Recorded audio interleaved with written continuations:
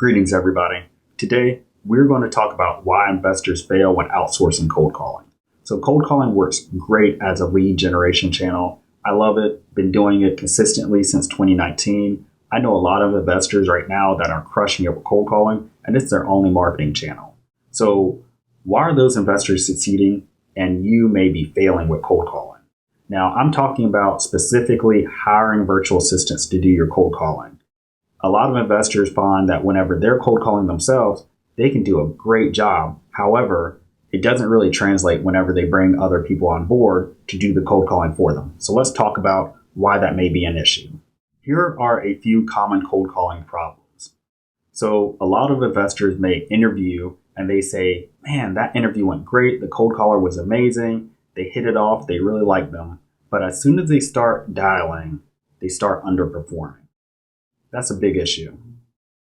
The cold caller may start missing days within the first 2 weeks. Usually this is due to avoidance, and that cold caller most likely really needed that job and said anything on the call. And they may have used ChatGPT on the interview. I've had that happen before to answer my questions, but they may have said anything just to get the job, and they hope you're not going to find them out. A lot of cold callers may quit after a few days or weeks on the job. Some of them ask for pay ahead of time. A lot of them may come on board and then they're not working their full shift, even though they say they are. And a lot of them have low lead flow. So if any of these resonate with you, we're going to dive into it and we're going to talk about some ways to remedy this. But first, let's discuss what the role of cold caller is. I know this may seem self-explanatory, but I do want to go into what the primary duties are, what their supportive duties are, and then what things are outside their scope. So we want to make sure the cold caller obviously is calling daily. But what does that look like? They should be cold calling a mass list of 10,000 records every day. Okay. There shouldn't be a day where they're not dialing. There shouldn't be an hour when they're actively on the clock when they're not dialing, specifically in that 30-day period when you first bring them on board. I usually would just say, just to be safe, before you give them any other task, just make sure they're doing their job for 90 days. However, if you need some help in some other areas, at least give them 30 days to settle in the position and to make sure they actually are good at cold calling before you start having them to do some other things in your business. So primary duties: cold calling mass seller marketing list, uploading the list to the dialer, completing their daily KPI sheet, right? How many leads they generated in a day, how many dials they generated, how many voicemails they got. Those types of things they need to keep track of themselves, and they need to be reporting that to you. They also need to be sharing their feedback with you regarding the marketing list and the market's performance. If they're getting a whole bunch of people that say they're not interested, or why are you calling them, or contact my attorney, a lot of people that just may not seem like they're the right avatar, the right fit to be dialing, you need to know that. So that's really on the cold caller to give you that feedback, and you as the business owner need to open up the dialogue and tell your cold caller, hey, tell me these things, because they're the ones that are dialing. And you can only make adjustments based off of their feedback. Supportive duties: troubleshooting the dialers and communicating with support. So as a cold caller, they're going to be responsible for knowing their tool. I should not have to get on a call with batch dialer if there's an issue with long wait times. They should automatically know how to troubleshoot these things, because ultimately their performance and them staying on basically on my payroll is determined by their performance and their positive performance. So they should want to troubleshoot issues in order to make sure that they're able to perform well and then generate leads. Okay. Now we do have a support staff, operations support staff that assists with that, but basic issues, they should be able to handle that themselves. Cold calling mass buyer lists. So this is a great cross-training task to give your cold callers. Calling buyers and then calling sellers basically are the same. Training new cold callers. So if you have a great cold caller who's been working with you for several months, they know the job, well, they can take over the responsibilities that you're doing with training these new cold callers. Okay. Sending text messages and text blast out to sellers, replying to sellers via text. So in our RAI reply account, we may have a cold caller in there that's sending off text for us. One day, if one of our texting managers isn't available, our operations manager is tied up. So that's something we can do. But again, your supportive duties should never take away from their primary duties. Okay. And you shouldn't judge the cold caller based solely on their supportive duties. So if you're judging them based off of them not generating a lot of high quality buyer leads, but they're still crushing it with cold calling mass seller leads, I'm fine with that. I may just say, well, they're probably not a good fit with calling buyers. They're probably better with calling sellers. Now, if I hire them to specifically cold call buyers and then they're not good at that, then that's a conversation we need to have with them, and either let them go or give them some ongoing training to get them up to the ability to call these buyers. So these are things you give to them that really complement their primary duties. But again, do not give these tasks to them in the first 30 days. Make sure they understand their job and you're judging their performance based off their ability to do their primary job role. Some things that are outside their scope are lead management and acquisitions duties. I've seen this a lot. A lot of investors may have their cold callers do more than just qualify the lead. Listen, after the lead is qualified, they go through their script. They should never hear from that cold caller again. The lead should never hear from that cold caller again. It's passed on to the lead manager. And I really don't like blending that role. I really don't like blending the cold calling role and the lead manager role in one person. It's just both roles require full-time attention on a full-time set of sellers, right? So if you have a lead manager, you should have over 200-300 leads in your CRM where they should just be following up with them. So they shouldn't have any time to cold call in that case. If so, then you're taking them away from their ability to do lead management. So it's the same thing with the cold caller. The cold caller, they should have all their time spent just cold calling. If not, and you're having them do lead management duties, well, they're not going to be able to hit their KPIs and get 1 to 3 leads a day. And then you're going to be looking at them like, why aren't you performing well? It's because you have them doing all these tasks outside their scope. Transaction coordination, you don't want to have them do that. You don't want them to have to pull marketing lists or do general administrative duties.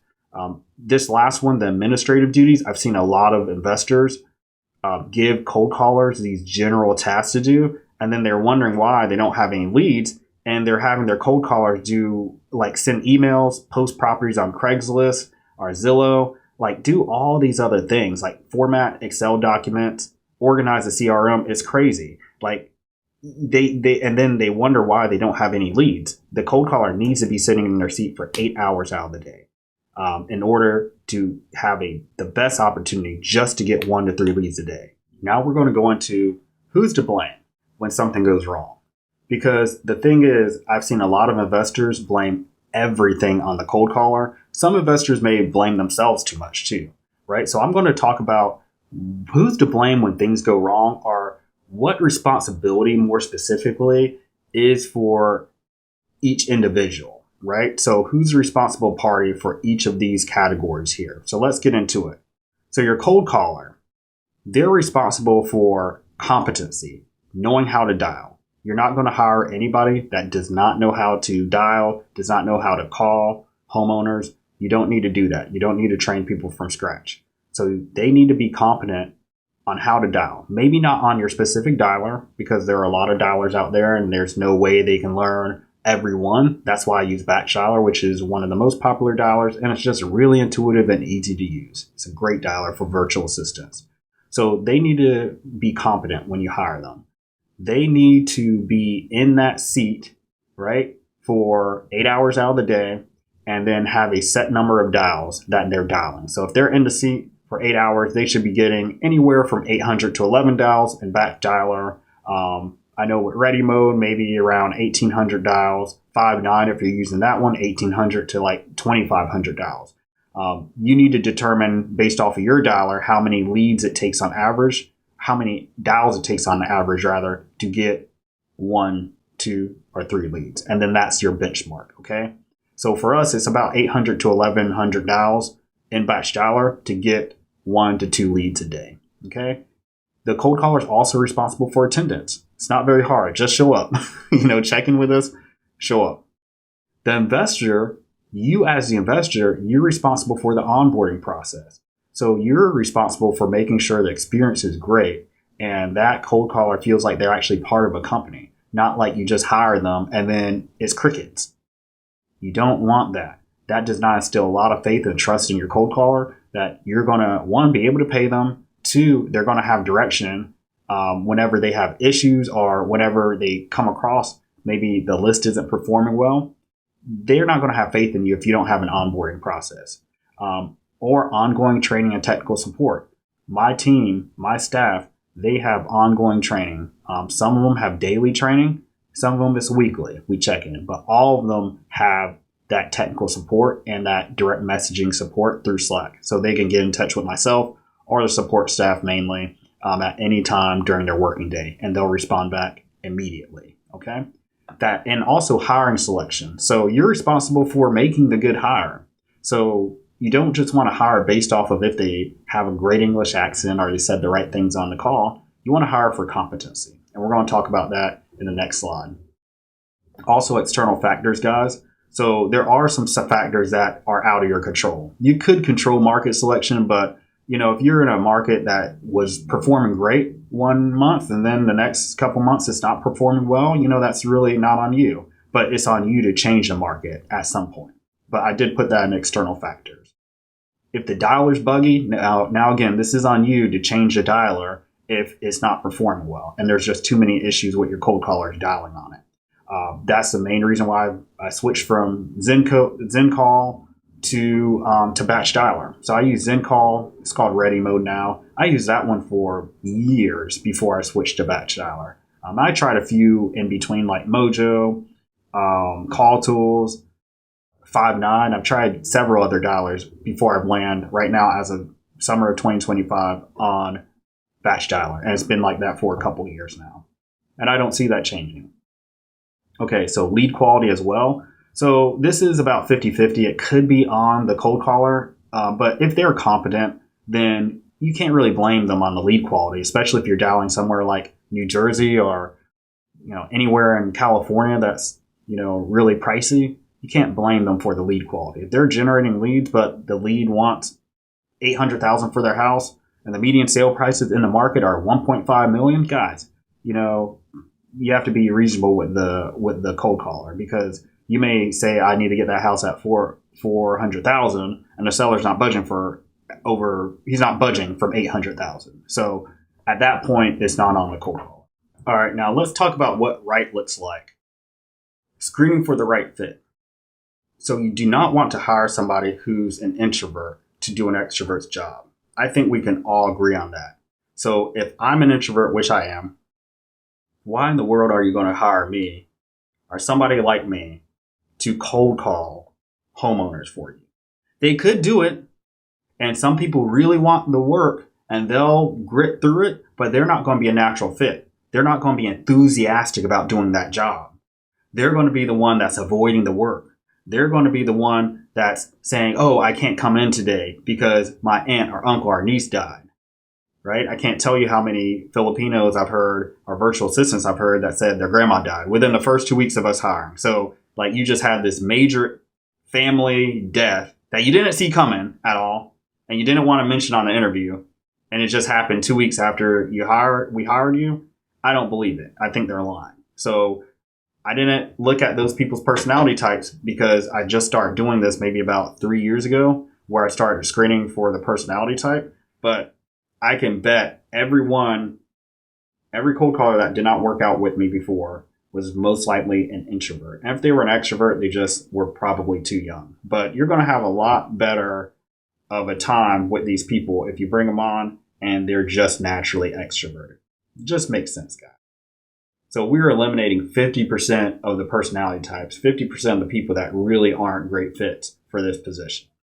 We also want to interview for competency over likability. Investors are bad about this. Love my investor friends and partners. You guys are great. However, you guys want to win people over a little bit too much. And I think you want to see the positive in people. And you want to say, oh, that person could be a good fit. And I used to do this. I was guilty of this. And I had to get very clear on what the job role was specifically so I knew what I was looking for. Because if I just was looking for any old VA that had a great English accent and they sounded competent, then I would hire them. And I may bring somebody on who probably was a great transaction coordinator, but I put them in a cold calling seat. That's the wrong fit. Great person, great talent, but the wrong seat. And this is going to help you stay focused, guys, on actually getting the right hire. So it's really important, guys, you take note of that slide I had a few minutes ago where it talked about the job roles for the cold caller because that's going to keep you on task. So I like asking open-ended questions, not yes and no questions. So I may ask them, can you give me a time when you converted a difficult or reluctant seller into a quality lead? I also like asking them, well, hey, give me a time whenever you called somebody and they wanted to hang up within the first 5 seconds and you convinced them to continue with the conversation. So maybe not converted them into like a hot lead, but, overcame the objection of you just being another cold caller. And if they're able to elaborate, guys, and if they're able to go into detail about that situation, that time, and they sound coherent and it doesn't seem like they're missing, words, or they're misusing words, or they're not comprehending my question, specifically if they're not comprehending my question. But if everything else checks out, then that may say to me, I may say, okay, well, that person's competent. I'm going to bring them on, because if they can have a conversation with me, and if my conversation isn't really linear and they can still sort of like keep track of what I'm saying, then I know their English comprehension is good and they're actually listening to me, which is what they're going to need to do whenever they're calling a seller. A seller, the call and the script may not be linear all the time. So they need to be able to roll with the punches. So your work actually just begins once you're hired. Okay, I would say screening for the right fit, that's important.